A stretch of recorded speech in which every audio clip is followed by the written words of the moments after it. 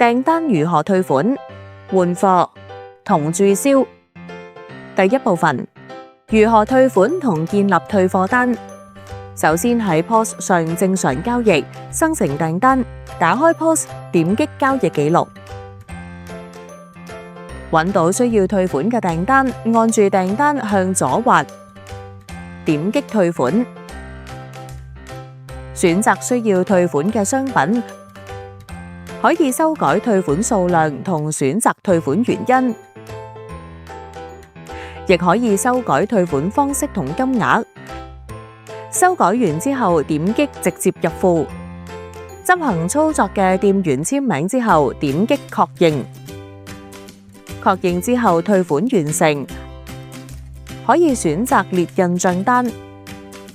建立退貨單需要基於系統訂單創建，借此提升售後退貨效率。打開 POS， 點擊交易記錄，再點擊新建退貨單，進入退款頁面，點擊放大鏡，喺輸入框輸入商品名稱或 SKU 編號，按回車，選擇需要退貨嘅商品，點擊右上角新增，可以修改退款數量，選擇退款原因，亦可以修改退款方式同金額，填寫顧客信息。確認完成後，點擊直接入庫，執行操作嘅店員簽名之後，點擊確認。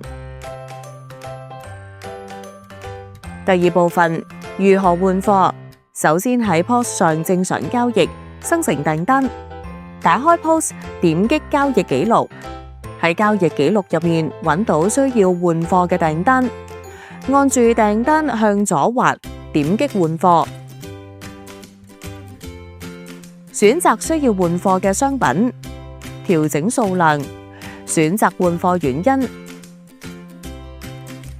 點擊直接入庫。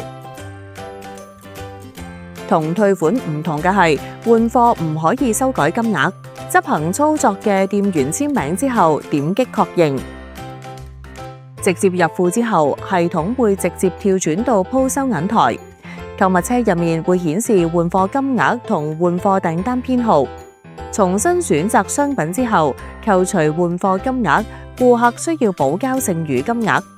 重新選擇嘅商品總價需要大於或等於換貨金額，否則少於換貨金額嘅部分唔會退回俾顧客。同一般購買步驟一樣，選擇好取貨方式、會員、折扣、其他收費同支付方式之後，點擊支付，支付剩餘金額。第三部分，註銷。若需要 void 訂單，喺 POS 首頁點擊交易記錄，揾到需要註銷嘅訂單，按住訂單向左拉，點擊註銷。點擊註銷之後，填寫註銷備註，點擊確認，即可將訂單註銷。註銷後訂單狀態會顯示為已註銷。